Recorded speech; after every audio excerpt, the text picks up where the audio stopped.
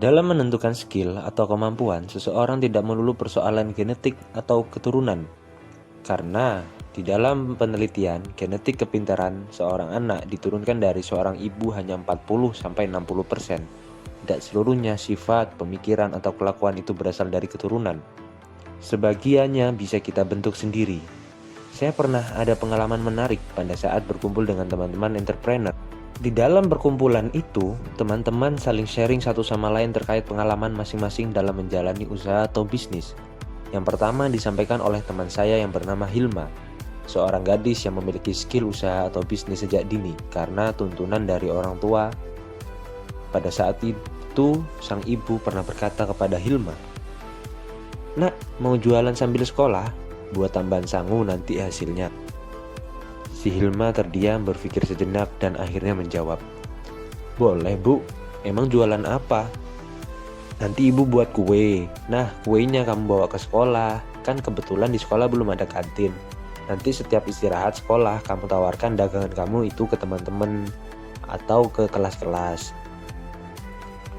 Hilma pun menjawab, "Oke bu, kapan mau kita mulai?" "Besok juga bisa dimulai nak." Singkat cerita, akhirnya seiring berjalannya waktu, si Hilma terbentuk pola pikirnya dan bagaimana menawarkan suatu produk, bernegosiasi dan lain sebagainya dalam menjual suatu produk.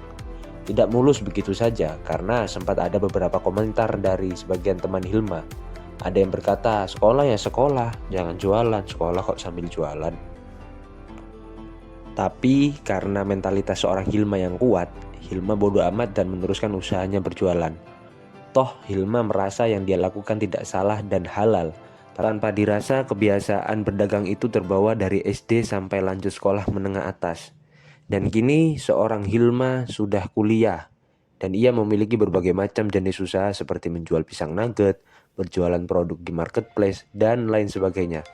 Jadi contoh di atas adalah contoh genetik yang diturunkan dari seorang ibu kepada anaknya.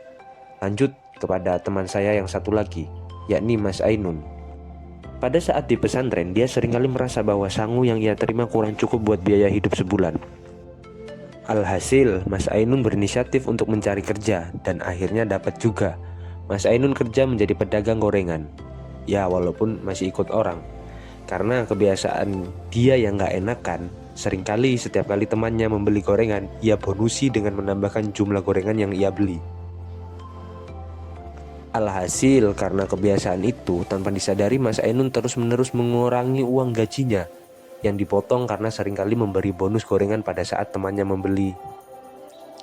Singkat cerita, akhirnya si pemilik warung gorengan itu dengan berat hati mengeluarkan Ainun. Karena tidak tega apabila terus-menerus seperti itu Ainun tidak bisa merasakan hasil kerja kerasnya. Selepas keluar dari pekerjaannya tersebut, Mas Ainun iseng-iseng berjualan kopi dan es keliling dengan membawa termos air panas dan membawa es batu. Lagi-lagi seiring berjalannya waktu, karena tidak tertib manajemen keuangan, alias tidak memisahkan mana keuntungan dan mana modal, menyebabkan Mas Ainun kehabisan modal alias amblas, habis uang modal dan uang keuntungan yang tidak tercatat rapi. Tapi tidak selesai di situ, Mas Ainun terus mengembangkan skill bisnisnya di berbagai hal, mengevaluasi terus-menerus. Bahkan Mas Ainun pernah berdagang buah-buahan, kemudian bekerja sama dengan pabrik konveksi dalam membuat kaos dan lain sebagainya. Cerita di atas dari seorang Mas Ainun adalah salah satu contoh skill atau kemampuan yang dibentuk sendiri karena merasa uang sangu yang kurang, melainkan bukan turunan atau genetik dari orang tua. Jadi kesimpulannya adalah suatu skill atau kemampuan seseorang bisa dibentuk sendiri apabila ada kemauan. Salam sukses untuk kita semua.